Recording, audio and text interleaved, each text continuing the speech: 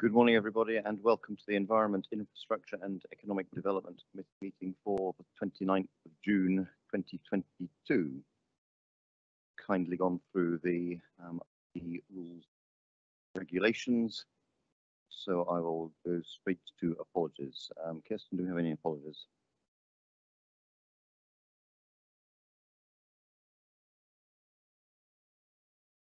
Yes, convener. We have an apology from Councillor Welch with Councillor Drysdale substituting.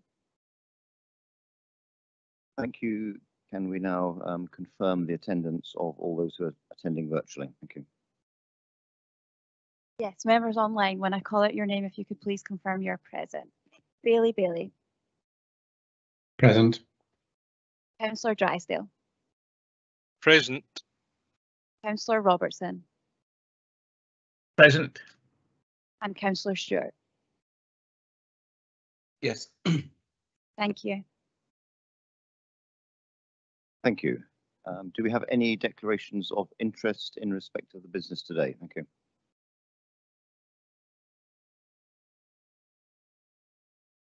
I see none, so we will continue. Moving on to item 3, can we agree the minutes of the Environment and Infrastructure Committee meeting of 14th of March this year? Agreed. Agreed. Thank you very much.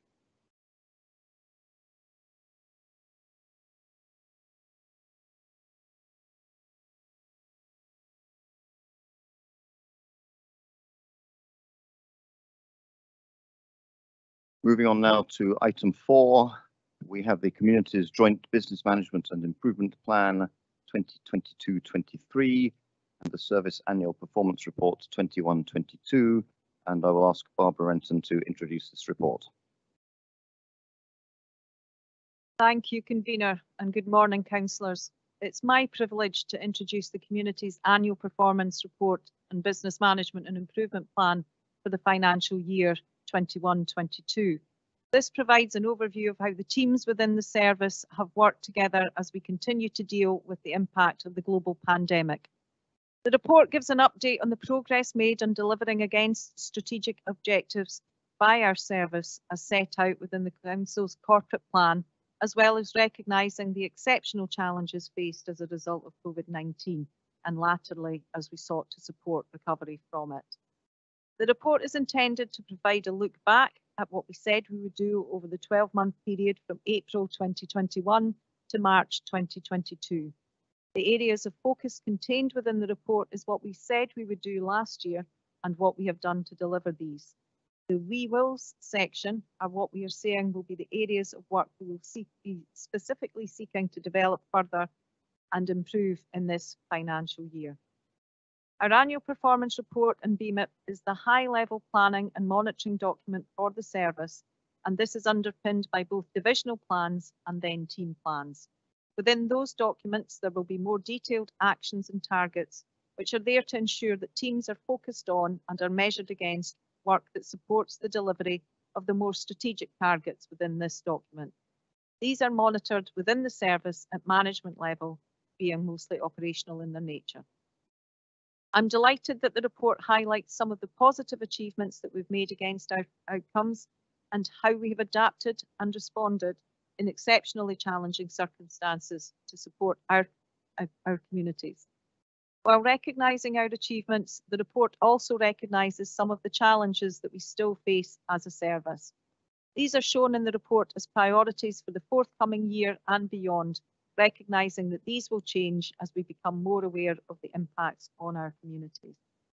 I'm grateful to all officers across the service and to all elected members for supporting us while we continue to address the biggest global crisis in generations and seek the recovery from it.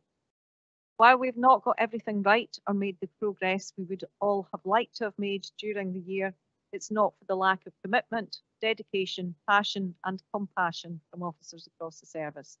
I continue to be very proud of the work that they have done and continue to do. Finally, this report was discussed at the Scrutiny and Performance Committee, and that is noted within the report, sort of in terms of the comments there. So there was nothing specifically in terms of the overall contents of the Business Management Improvement Plan and Annual Performance Report. The recommendations were linked to the future format for all of them, asking for the reports to be more focused and shorter, with much more information about things we haven't completed or got right. And this is being taken on board for future reports. We are, Convener, more than happy to take any questions on areas within the report which are the remit of this committee. Thank you. Thank you very much, Barbara. I'd now ask members to put questions in the chat if they have one. If they have them, first question is Councillor Robertson. Thanks very much indeed, Convener. My question is on page 38 of the report, and it's about improving biodiversity in Pertnach-and-Ross. We're currently going through a trial period with them leaving areas of public areas uncut, which is to try and improve the biodiversity of that area. But I was wanting to ask a question on that. There's areas in Milnathort, in particular, I'm aware of, that are now left to grow. The grass is left to grow long in the park. And the understanding was, when that was first done, that the grass, once a season, at the end of the season, the grass would be cut and removed, which would actually help to lower the fertility in the soil in that area, which would further make it better for wildflowers to grow. But this only happens if someone chases it up to get done. It doesn't seem to be on a routine programme. So can I ask if the areas that are going to be, where we're trying to improve the biodiversity in particular, if they are going to be cut on a one-off basis to try and lower the fertility in the soil and make it more attractive for wildflowers to thrive and grow there? Thank you. Thank you for the question. Can I ask Mark Butterworth to respond? Thank you. Thanks, Convener. I think Andy Clegg, Service Manager for Green Space on the call, he's probably better placed to answer the question. Thanks. Yes, thanks, Convener and Councillor Robertson. That's part of the trial process that we're undertaking this year to look at the cost effectiveness and feasibility of cutting the grass once a year. The cut and lift requires specialist machinery, and to do it on any sort of scale would require investment, and that's part of why we're undertaking the trials, to see what level of investment would be required and what sort of machinery would be needed and operational activities to allow that to happen. There is an additional cost to cut and lift, so if we can do it at a certain scale and make savings elsewhere, then that could be viable, but it really just depends on what we find out through the trials this year. Sorry, could I possibly ask a supplementary based on that then, Convener? Yes, go ahead. Yeah. Thanks indeed, Mr. Clegg. Does that mean that, as things stand at present, then areas that are allowed to grow long will not actually be cut and removed? So we're not actually improving the biodiversity, because we're not reducing the fertility of the soil. Am I correct? Well, that again is part of the trial. I think there are species improvements when you leave the grass long and don't cut it. You know, there's more opportunity for insects and, you know, other invertebrates to inhabit those areas. I think the cut and lift is really to try and encourage a wider diversity of wildflowers. And that's why you need to reduce the soil fertility. So although you're not going to get as many wildflowers necessarily in an area that you don't cut and lift on, you will still get a biodiversity improvement. And indeed, we've got, I think it's something like 20 or 30 volunteers from the community this year as part of these trials to record the species on a lot of the sites. So that's, again, part of the trial that we'll be evaluating at the end of the season and seeing the relative benefits in terms of biodiversity of each of the different treatments that we're undertaking. But yes, you're quite right. We need to cut and lift to encourage more wildflowers, but not necessarily improve biodiversity overall. Thank you. Thank you, Willie. Councillor Forbes now.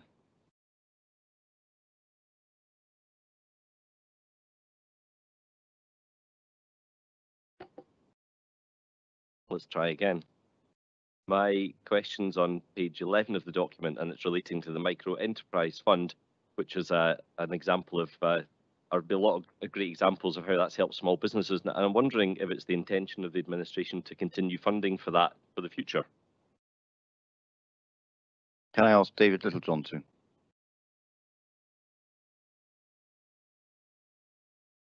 Sorry, Councillor Forbes, can you repeat the question?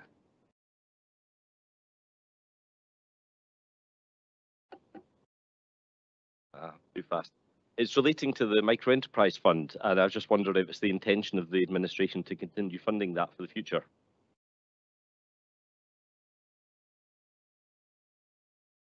Microphone ping pong. Thanks for the question, Councillor Forbes. I don't think any decision has been made in that regard yet. Thank you.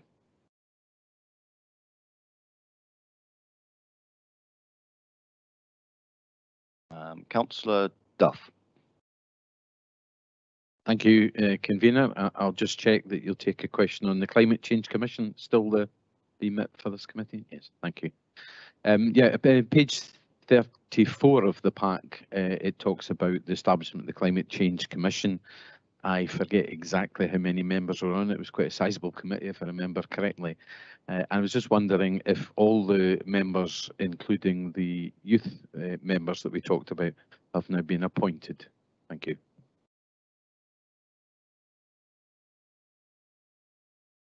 Councillor Duff, I can confirm that the first meeting of the Climate Commission is due to take place next Tuesday, in person as far as we can accommodate that.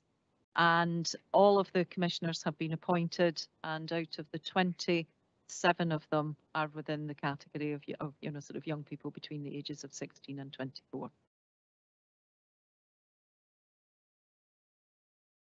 Thank you for that, Barbara. We come now to Councillor Allen. I'm looking at page 21 and supporting the availability of affordable childcare, etc. And looking after our children. It talks about free school meals for 8,429 pupils, 73% of our primary school pupils. My understanding is that we've extended that to up to primary 5. Have we got ambitions to extend that to the whole of our primary children?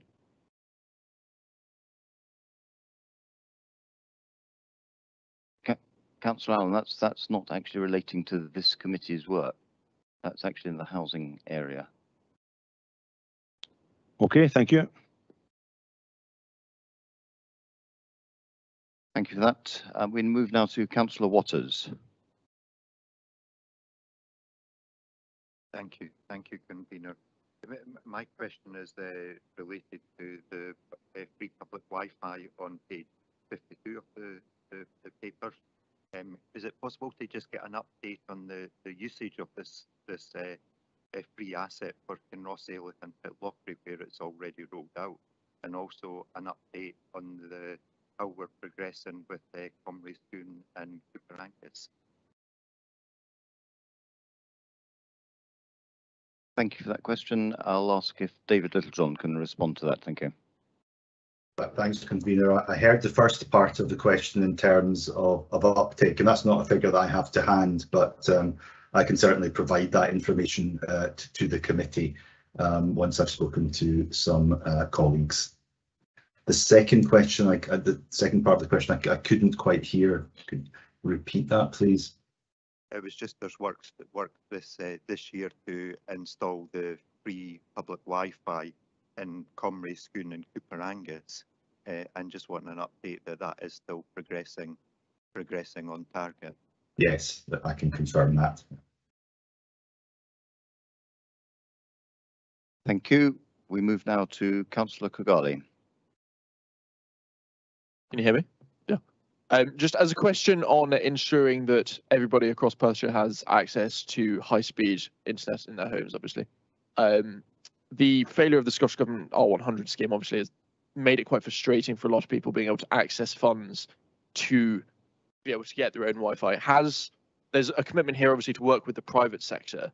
Has somebody like Starlink, who have been hopefully able to give opportunities for high-speed internet in Highland Perthshire, has there been work to work with somebody like them that the Scottish Government funds aren't applicable to be able to hopefully get more people online?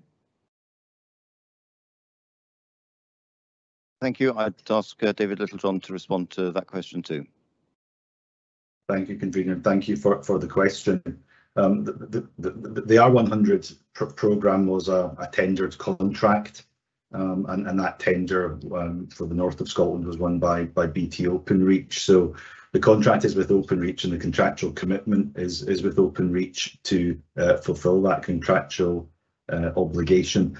So at this stage, to my knowledge, there's no discussions taking place that Openreach are not going to meet their end of contract obligations, and therefore there will be no discussions, to my knowledge, between the Scottish Government and any other private sector contractor. But the Council doesn't have a direct role in the rollout of the R100. Our role is monitoring, influencing and lobbying.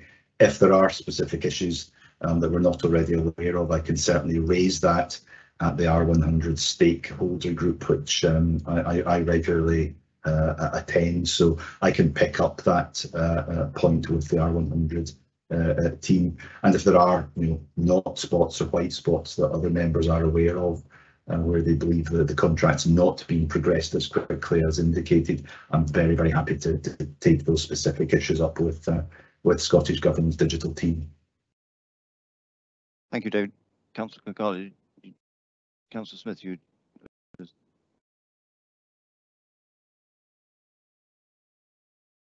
Flapping and waving of hands. I was worried what was going on.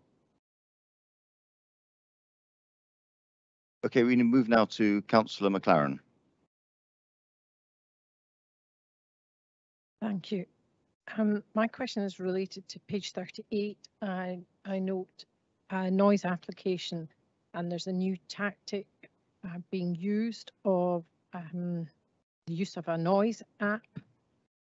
Is there any data to prove that this is showing to be effective for both the officers, administration of dealing with noise issues, and residents in their experience of noise disturbance, noise being one of the recognised pollutants? Thank you. Can I ask Claire Mailer to respond here? Thank you. Thank you. I don't have the detail of the data, any data, but I can ask the team and see if I can get that back to you. I certainly know in terms of feedback from both the team and indeed people using the app that it has been very successful, and certainly it's enabled sort of a wider reach from other tools that we've previously used, such as noise monitoring, but I can get more detailed information to you on that following today's committee. Thank you. Thank you. Moving on, I see no more first questions, so I'm more than happy to take a second question from Councillor Forbes. Thank you, Convener. Page 22 of the report indicates that we did incredibly well in terms of roads maintenance. We had a target of 0.5%, we achieved 3.5%. I'm wondering if the reason for that is just simply down to the amount of money that was spent on road improvements over the last few years, or is there some other reason for that? And my second question on that topic would be for you, Convener, and it's similar to the last one, and is it the intention of the administration to continue that level of investment? Thank you, Councillor Forbes. I would say in respect to your second part of the question, we intend to keep the roads in the best condition that resources allow, and I would refer to Stuart Dial for the first part of your question. Thank you. Thank you, Convener, and thank you, Councillor Forbes. Yeah, there's a direct correlation between the level of investment we put into repairing the network and the road condition index. That's a national indicator across the whole of Scotland, and it's resulted in us moving from, I think, place 22 up to place 14 as a result of the improvement in the road network. Thank you. Moving now to Councillor Duff again. Thank you, Convener. My question's around page 26 of the report, and there's a section there which talks about business, and it lists a number of very worthwhile initiatives that were introduced on the previous administration. But I'd like to ask a particular question around the crowdfunder initiative. I know it's not long been introduced, only having started in January of this year, but I wonder if there are any examples of crowdfunding initiatives that we've assisted with our crowdfunder. Thank you. Thank you very much. I'd ask David Littlejohn to respond here. Thanks again for that question. Yes, the crowdfunder scheme was relatively recently launched, and of course it's in some respects competing with 100% grant assistance. The crowdfunding is clearly council match funding, grants that are raised by the community, by wider investors for particular business projects. So far, the panel has approved one project.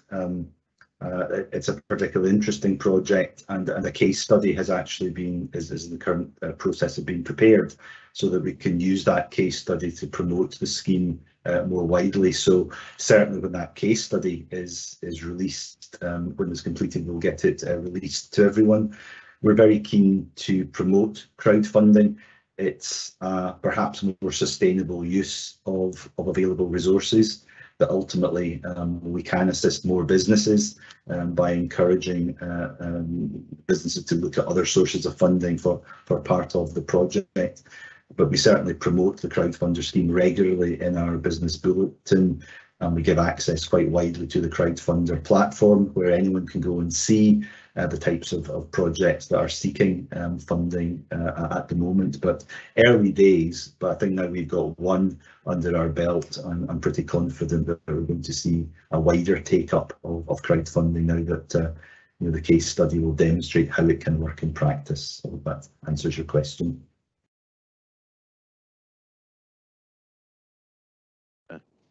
Thank you, David. Look forward to reading that when it comes out. Thank you.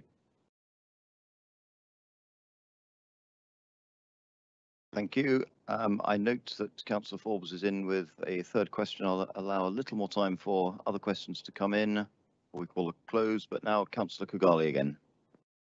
On page 27, it references the work on the Strathern Hotel and the demolition obviously being completed.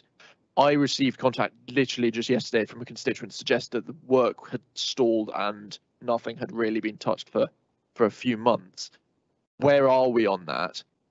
Because this kind of, the report suggests that the work is essentially at an end. Thank you for that. I'll ask David Littlejohn to respond again.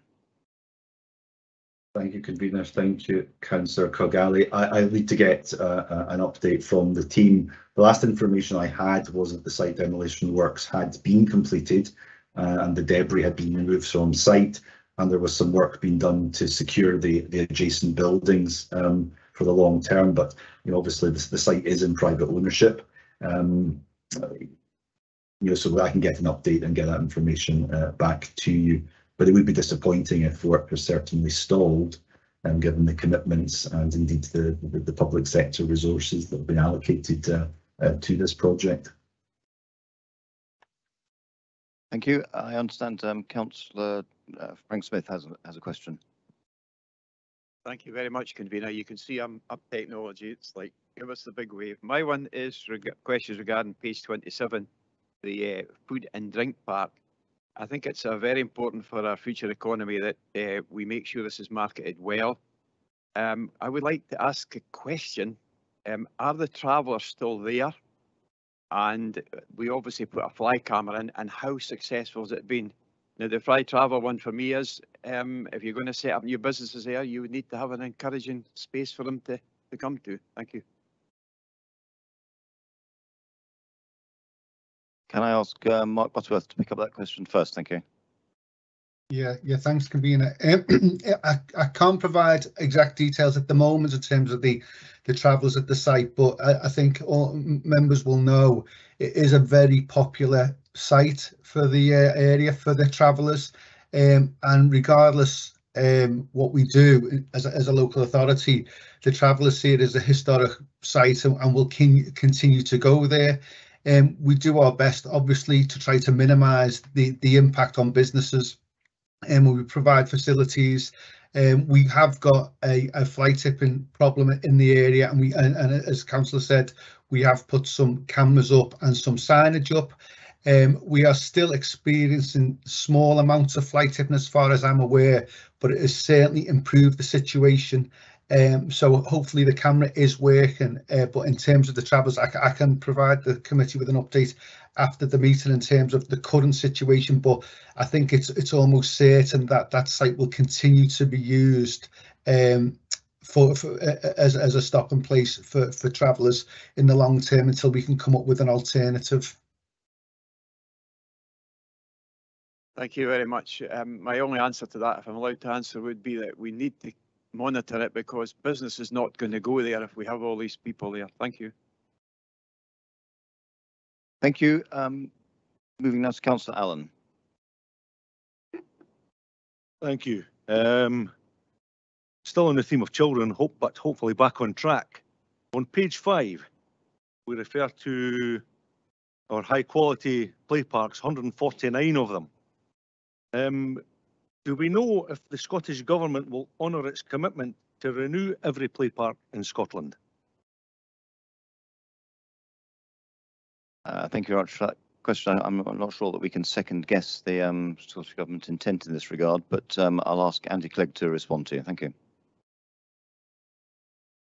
Thanks, Convener and Councillor Allen. The Scottish Government have made a commitment to help renew all the play parks, but they've had a limited amount of funding for over the next 5 years, of which they've allocated across all 32 authorities. So we're utilising that money to try and upgrade as many play parks as we can throughout Perth and Kinross, but obviously 149 is quite a lot to cover.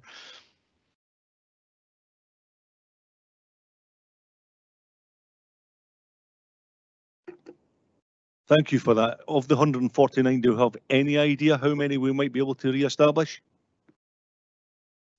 Well, we're working on about 8 or 9 a year is our sort of current programme. So that's going to be, maybe 40, 50 sites over the coming term of the Scottish Government. Thank you. Thank you. And moving back to Councillor Forbes. Thanks, Convener. If you don't mind, I'd like to just go back to an issue that Councillor Kigali flagged up, and it's to do with public Wi-Fi. I think I've got 2 questions which are very closely related, so I hope you'll indulge me. And it's regarding the town centre Wi-Fi, and I guess a specific question about that is, what's the timescale between us agreeing to install them and them actually being live, commissioned, whatever the proper term is for people to use them? And my second question is on the connections that we made to council premises. I can't remember how many there were now, but we committed to connecting up some council premises. Now, I remember asking a question at a previous meeting about whether they would benefit local people, and I was told they would because local people can connect to them. So my question about that is, are they all live and are local people benefiting from those connections? Thank you. I'd ask David Littlejohn to come in on this one. Thanks for the question. I would need to get back to you, Councillor Forbes, in terms of the time scale to go live after an agreement's made to install Wi-Fi. I don't have that information with me, but I'll add it into the response in relation to the uptake of public use of Wi-Fi across the town. So I can add it into that response if that's okay. In terms of the wider local full fibre network, yes, that work has been completed and the system is in place. There is some uptake of use by business. I would need to check and clarify again with the team exactly what the wider public access to that system has been. What it was principally designed to allow ultra-fast access principally for businesses who need that level of speed, but it doesn't exclude the wider use. So again, if I could come back to you with that update, Councillor Forbes. Thank you, that would be great. Thank you. Councillor Williamson, you want to come in with a question now? Thank you, Convener. My question was really about the crowdfunding scheme, and I was just seeking reassurances from David Littlejohn regarding the financial viability of companies that are actually applying for this funding? And do we allow companies who are close to, say, insolvency to apply for crowdfunding? Thanks for the question. There is a panel, so it's not a free for all that anybody who comes up with an idea can put that idea onto the platform and take in money, as it were. It has to be vetted and validated. And I think at the moment, certainly, it's either one or two applications have been rejected as not being appropriate use of either public funds to match fund or indeed to encourage wider participation through crowdfunding in that particular business venture. So hopefully give you some assurance there is a panel and a vetting process to make sure that what is being funded is absolutely appropriate and the viability of the businesses is as certain as it can be. Clearly never 100% certain. There is an element, as always, either through grant funding or crowdfunding. There's an element of risk, but we can mitigate that as far as we can through the panel process. Thank you. And can I move now to Councillor McLaren again? Thank you. Yeah, my question is page 28. It's in relation to the City Hall project. Just, we're all aware of budget pressures everywhere due to the rise in inflation. And is the City Hall project experiencing pressures? Or, is the deliverance of this project still on track? Just a sort of financial question as to 26.3 million clearly is quite a lot of money, and building works have started. So how is that impacting on the deliverance of this project? Thank you. Thank you for that. I'm not aware of any particular problems with the City Hall project, but I'd ask Fiona Robertson to answer in more detail. Thank you. Thank you, Convener. The contract for City Hall is a design and build contract, Councillor McLaren, which means that we reached a fixed price on the contract in February last year. Currently, the programme of works is broadly on time and to budget. Great, thank you. Thank you for that. Councillor Harvey, you have a question now.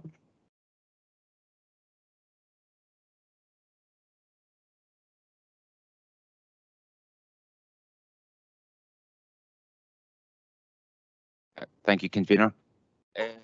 With reference to page 26 of the report, there are 13 Adapt Your Property grants, and the Open for Business funds was committed to 51 places. Is there any review going to go ahead of the value for money of this, or the work that's been done is carried out, or if the property is improved?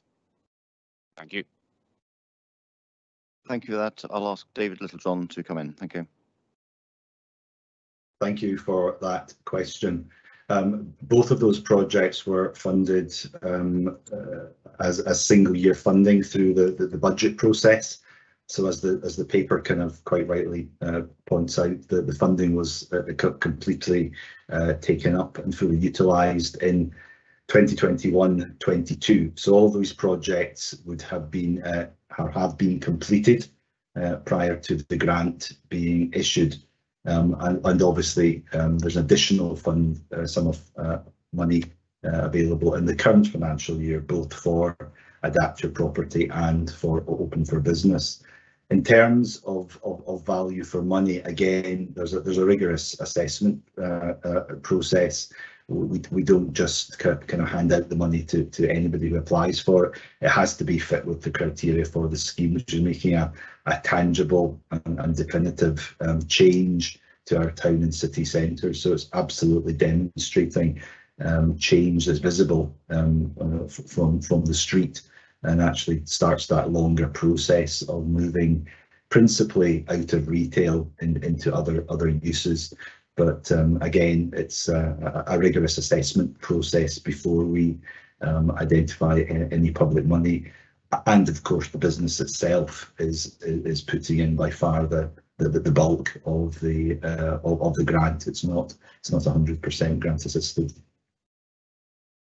Hopefully that gives you some assurance. Yeah, thank you. Thank you. I will return to Councillor Williamson now. And okay, no question from Councillor Williamson, and I will then take the last three questions that we have, but I think we'll then move on. Councillor Allen again.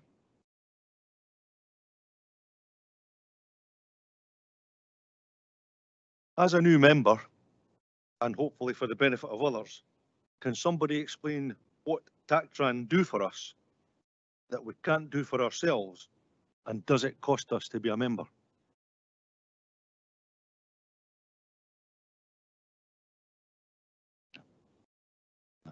I'll ask David Littlejohn to give you a response there.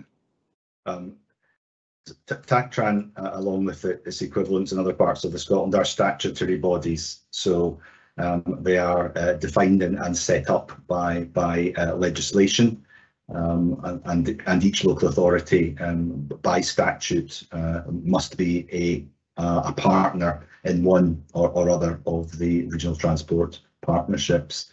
So there isn't a choice. That may change at some point in the future, but at the moment, Transport Scotland and the Scottish Government are committed to regional transport partnerships. So what they're doing is taking a much broader perspective than individual local authorities. People and businesses tend not to be overly focused on local government boundaries. It's all about how people flow and move across, I guess, much larger regional geographies in terms of their daily lives and business. So TACTRAN is principally looking at that strategic picture, how we get the transport network working at that regional level.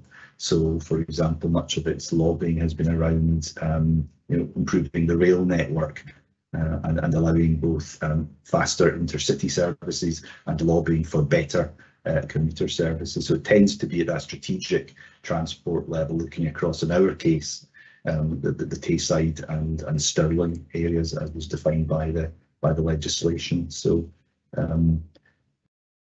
part of your question asked, could we do it ourselves? The answer is yes, in part, but only in part, because it needs that wider strategic input across the region.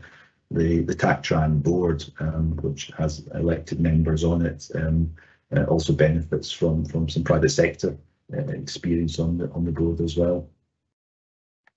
Hopefully that gives you some answer to your question. Thank you. That did answer most of my question. The only other part that I didn't catch really, is this a partnership or do we actually pay for the services?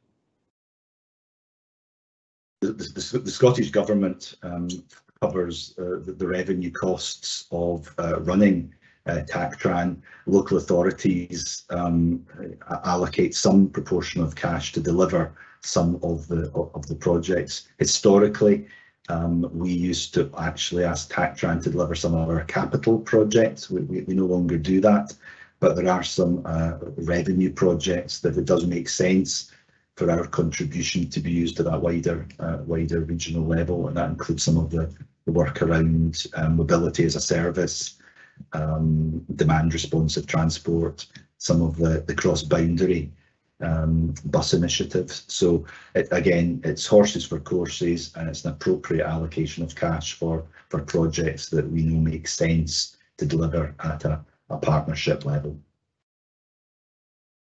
Thank you for that. Thank you. And as a member of TACTRAN for the past 5 years and the recently appointed convener of TACTRAN for the coming 5 years, I can only say that I think TACTRAN performs a very useful function at the regional level on our behalf. And I think I'm right in saying that most of the funding for it is from Scottish Government, but the participating local authorities provide a portion of the funding too. Moving now to Councillor Forbes, your last question. Thanks, Convener. And can I just say I was really pleased with that answer from David Littlejohn. Having been here for 5 years, that answered questions that I had as well. So thanks, David, for that answer. I'm on page 42 of the report, and it's a vacant residential commercial premises brought back into use. So I've got a couple of questions on this. Well, got one first question, and I may have a follow-up question depending on the answer. Would any of those properties that have been brought back into use be used as holiday let accommodation? Thank you for that. I'll ask David Littlejohn to respond. No is the answer. Thanks. And so my follow-up question is that simply because no one wants them as holiday let, or is there some rule or law that they can't be used for holiday let? It's not a rule, but it's certainly not our policy position to encourage more short-term lets. And you know, it's a hot potato subject at the moment, and you know, licensing and potential planning controls are being brought into place in some parts of the country, and we're currently considering that ourselves, and a report will be brought back to elected members on that in due course. But it's really about bringing property back into use for to provide much needed accommodation, particularly in rural areas. It's not for holiday homes or short-term lets. Thank you. Thank you for that. And we move to the last question, Councillor Duff. Thank you, Convener. My question's on page 21. It's with regards to the free bus passes. It speaks there about 4,000 applications have been made between January and March this year. I just wondered, what is that in percentage terms in terms of take-up? And do we have any further information about actual usage of the free bus passes? Thank you.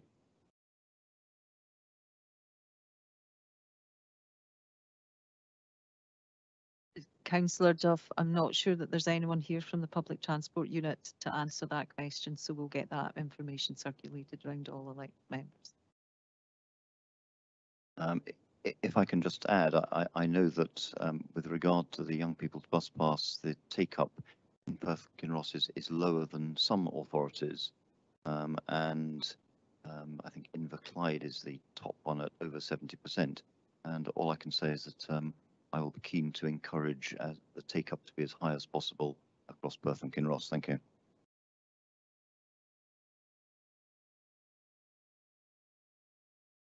Okay, I think we've had a very good question and answer session. I would like to now formally move the report and call for a seconder. That's a second.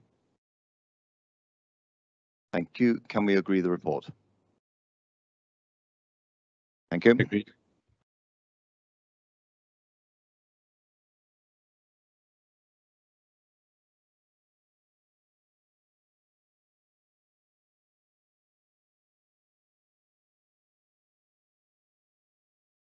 My apologies. Certainly, yes.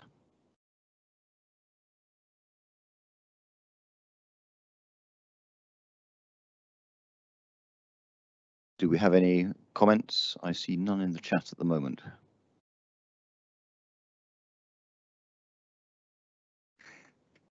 Okay. Please, let's have your comment, Councillor Forbes.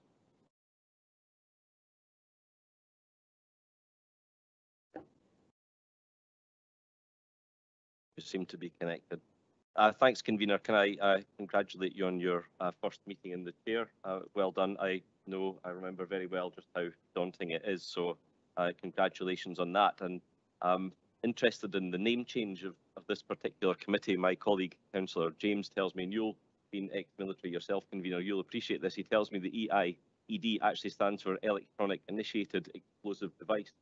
And I hope that's not the way the committee is going to be run for the next 5 years, but I'm sure under your guidance that will not be the case. There's a couple of things I just wanted to say, and I'm going to come back to my favourite topic. I'm sure you will not be at all surprised that I'm going to be talking about play parks. I'm going to correct with respect to Andy Clegg, I'm going to correct what he said. He said that the Scottish Government had made a commitment to help.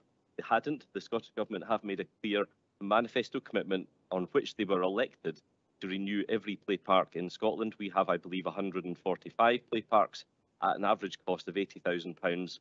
My maths tells me that's around 12 million quid I do not believe for one single second we will get 12 million quid from the Scottish Government over the next 3 years and 10 months, but I will be asking this question at every opportunity through the course of the next few years. And I'm sure, Convener, you will be pushing as hard as you possibly can with your contacts at the Scottish Government to make sure they deliver on that manifesto commitment. And I'll be asking you at every opportunity if you have done so. But congratulations on your first paper on your first meeting, and I look forward to working with you over the next few years. Thank you very much, Councillor Forbes, for your kind comments, and it was perhaps remiss of me to not thank you for your service with this committee over the past 5 years. So if I may belatedly do that now, thank you for giving me due warning of a particular line of questioning, which I will now look out for. And yes, there are a variety of forms of IEDs, and I really do hope that none of them actually venture into the chamber here whilst we're in committee. Thank you very much. Councillor Duff, I think you have got further comment. I hope it's not explosive. I'll certainly try not to be, Convener, but I'd echo Councillor Forbes' congratulations to yourself as convener of this committee. I very much welcome the report, obviously, and the updates in terms of the various actions and performance measures over the past year, despite the challenges of that 12-month period. I think a lot of good progress has been made in relation to the targets and the various action plan actions that are highlighted within the report. I think there's a number of very good actions in relation to the business community. We've heard a number of them spoken about today in terms of the crowdfunder, micro enterprise fund, Open for Business Fund, Adapt Your Property. And I would just say in relation to the question we had on that, there's one property in my hometown of Aberfeldy where a former cafe premises and outbuildings have been turned into 3 houses and 2 smaller shops, all of which are occupied and are a great addition to the town's infrastructure. So very much in support of our Adapt Your Property initiative. Thanks very much. Thank you for that. I see no further comment. I think people have had the opportunity to put in a see if they wish. Having got things out of order previously, can I now formally ask if we can agree the report? Thank you. Moving now to item 5. This is the report on the progress towards the Royal National Mod 2022. Can I please ask Fiona Robertson to introduce this report? Thank you, Convener. Martin Va, councillors. Councillors, we have 4 priorities in our Gaelic language plan, one of which is about promoting Gaelic as a living language and encouraging as many people as possible to learn it and speak it and use it as a living language. And we also have another priority, which is about promoting Persia Gaelic as part of our contemporary cultural identity and our heritage, our proud heritage. So we are delighted that the Royal National Mod is coming back to Perth this year. Originally, as some of you are aware, it was due to come in 2021 and COVID intervened. Now, the report in front of you is not asking you to make any decisions this morning, councillors. It is asking you to note the plans and preparations for hosting the mod, given its importance as a national event. And 5.1 of the report sets out some of the partnership arrangements that we have in place, including with the Gaelic Society of Perth, Horsecross Arts, Live Active Leisure, because Shinty is coming back to Perth for the first time in a number of years as part of the mod. And the report also sets out some of the wider arrangements in place for the mod fringe and engagement of young people. So happy to take any questions, councillors, on the report. Thank you very much, Fiona. The first question I have is from Councillor Duff.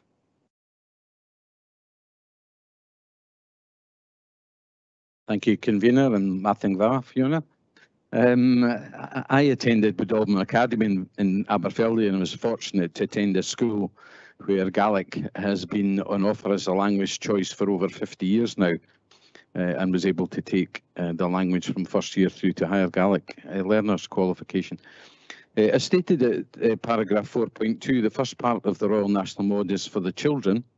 So as well as Budobin Academy, which schools in Perth and Kinross offer Gaelic as a language choice, and approximately how many children are involved in Gaelic education?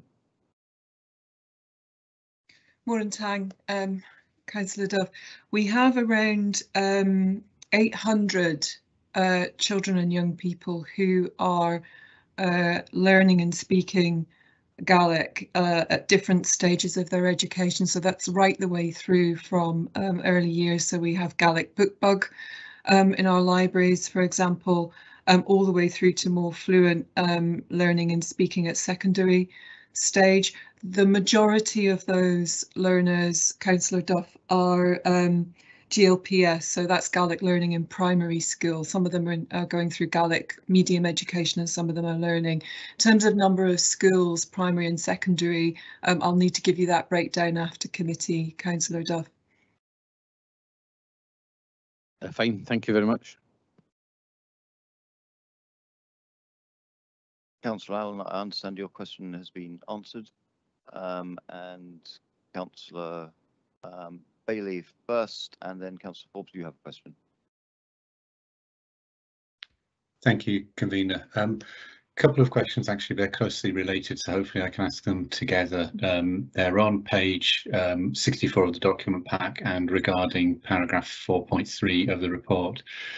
The report helpfully states that the mod could attract more than 7,500 visitors to Perth, which would create additional expenditure in the city of around £1 million, which is fantastic news, obviously. My question is, the estimation of the visitor numbers at 7,500, is that a pre or post-COVID estimation? When was that last reviewed? And then secondly, could we have a bit of detail about how the £1 million is reached? Because based on my quick mathematics, dividing the 1 million by the 7,500, I get £133, which feels like a lot for every person, including children, to be spending when they visit our city. If it's an accurate number, then fantastic news. But I'd just like to understand a bit more about how that number's arrived at. Thank you very much. Councillor Bailey, these are estimates. I mean, economic impact, assessing economic impact, I should say, as you know, can be a tricky thing to do. They are based, however, on baselines taken from previous mods over the years, most recently in Inverness. The Inverness mod in 2021, for obvious reasons, was a hybrid event, although there was some in real life activity, which Councillor Duff from memory attended to represent Perth and Kinross Council and take on the mod banner. In terms of direct and indirect economic impact, those figures are based again on baseline studies from previous mod events, but happy to get you the breakdown and the detail. They also take into account not just, as the report alludes to, direct spend, but also the kind of indirect impact on hotels, accommodation providers, local supply chains, hospitality, etc., etc. Okay, thank you very much. Thank you. I understand, Councillor Allen, your question has again been answered. I will, but Councillor Forbes, I understand you have a question too.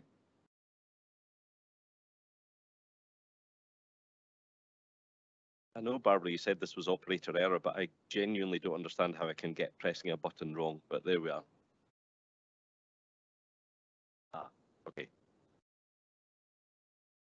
But it wouldn't surprise me because I seem to have managed to lose all of my notes and also the chat function has stopped working, so I clearly am a gremlin today. Convener, I have two questions, if you'll indulge me. And my first one is for Fiona, and it's, Fiona, is the mod just coming to Perth, or is it coming to Perth and Kinross? Councillor Forbes, it's coming to Perth and it will be hosted in Perth. The impacts and benefits will be across Perth and Kinross. Thank you. And I wanted to follow up on something Councillor Bailey just brought up, and that's visitors. And I'm wondering, given the press article from Councillor Lang yesterday or today, I'm not sure, about his plans for the holiday accommodation. I'm wondering if we're happy if there's enough accommodation in the area to accommodate all these people. Councillor Forbes, we have as the report mentions, we have a cross-service working group which is working on all the preparations for the mod, including liaison with the accommodation providers. So I can get you more detail after committee if that's helpful, but I'm not aware of any issues in terms of provision of accommodation. Thank you, Fiona.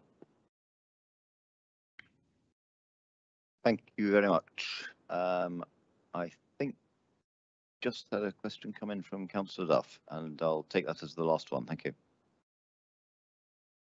Thank you, Convener, and just maybe for Councillor Bailey's information and Councillor Forbes, in terms of spend, for instance, I sing with Aberfeldy Gaelic Choir, and there'll be about 30 of us coming down and spending 2 nights in Perth, despite the fact that we don't stay that far away, because we want to you know, soak up the atmosphere, get involved in the fringe events and the other things that will be going on as well in the city, and take part in the competitions on the middle day and the masked choir event on the Saturday. So you'll find that folk will not just be day visitors, but they will be coming to stay for maybe 2 or 3 nights during the 8-day festival. So you know, hopefully you can see how the spend can build up.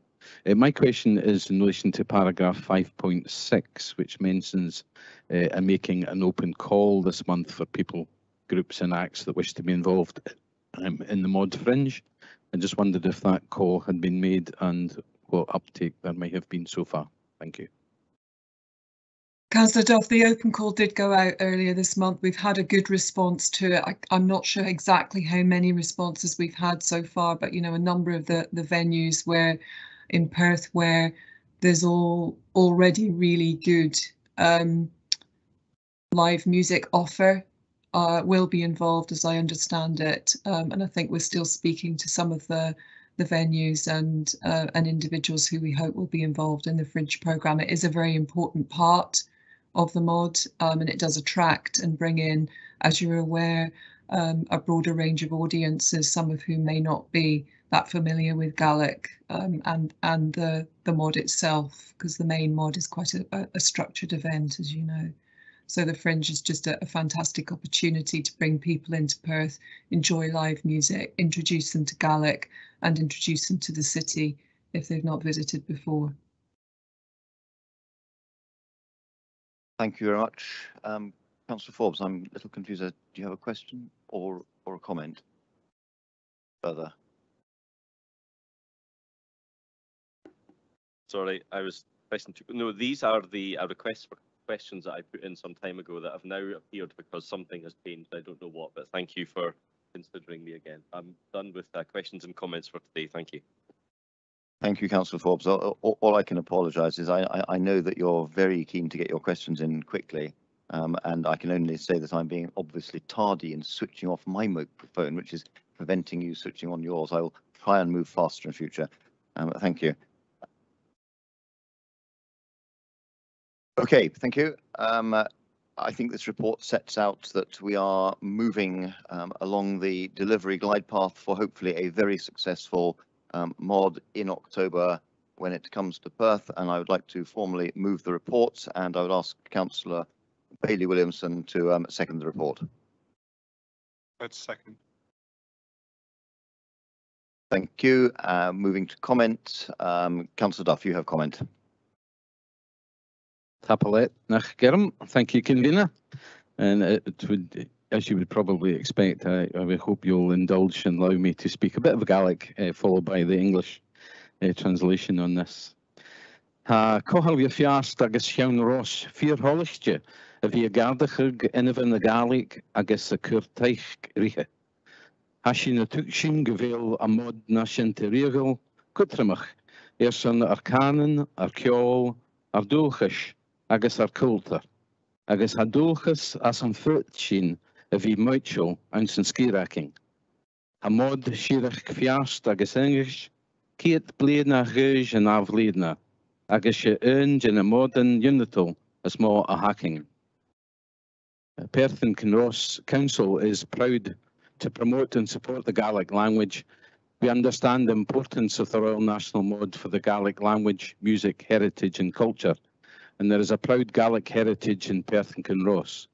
The Perthshire and Angus Mod is 100 years old next year and is one of the largest provincial mods we have. I'm also delighted to note that over 800 children are learning the Gaelic language in Perth and Kinross, which is great news for Gaelic. For those of you who have not experienced a national mod, this will be a major event for Perth. After the last couple of years, the Gaelic world is very keen to get back to holding a traditional mod, and the event will bring thousands of visitors to the city, many of whom will stay in our hotels and guest houses, visit our shops and restaurants, pubs and visitor attractions. The funds set aside by this council for the event will bring in many times that amount for the economy of Perth, and the media coverage of the city will be of significant benefit to Perth and Kinross as well. Convener, as someone who's a member of the local organising committee for the Perth Mod, I've received several very positive comments from committee members that the support being provided by Perth and Kinross Council to Uncommon Gaelic and to both the national and local committees has been excellent, and I commend the officers involved for the assistance given. Finally, it may be of interest to members to know that the Mod Shinty Cup match mentioned in paragraph 5.9 is traditionally played between the two nearest Shinty teams to the Mod location. This year the match will be played between Tayforth Camanachd and Aberdour Shinty Club. Aberdour Shinty Club from Fife was formed in 2001. However, Tayforth Camanachd, which celebrates its 50th anniversary next year, was originally formed in Perth, and although they're now based in Edinburgh, and I look forward to watching the spectacle on the North Inch. Tapalet, Nichgerum. Thank you, Convener. Thank you very much, Councillor Duff, and thank you for your kind comments with regard to the work of officers in supporting the mod, and thank you for your contribution in Gaelic. I have dabbled myself in a number of foreign languages over time. I have never become proficient in any to any particular degree, but it is always good to see English speakers speaking in other tongues, because generally, in my mind, we're not as good as many other people. Thank you very much. I see no further comments, and I would ask, therefore, if we can agree this report. Agreed. Thank you very much. That brings us to the conclusion of our business. Thank you very much for your attendance, and I look forward to seeing you all after recess, when I hope everyone gets a good break. Thank you.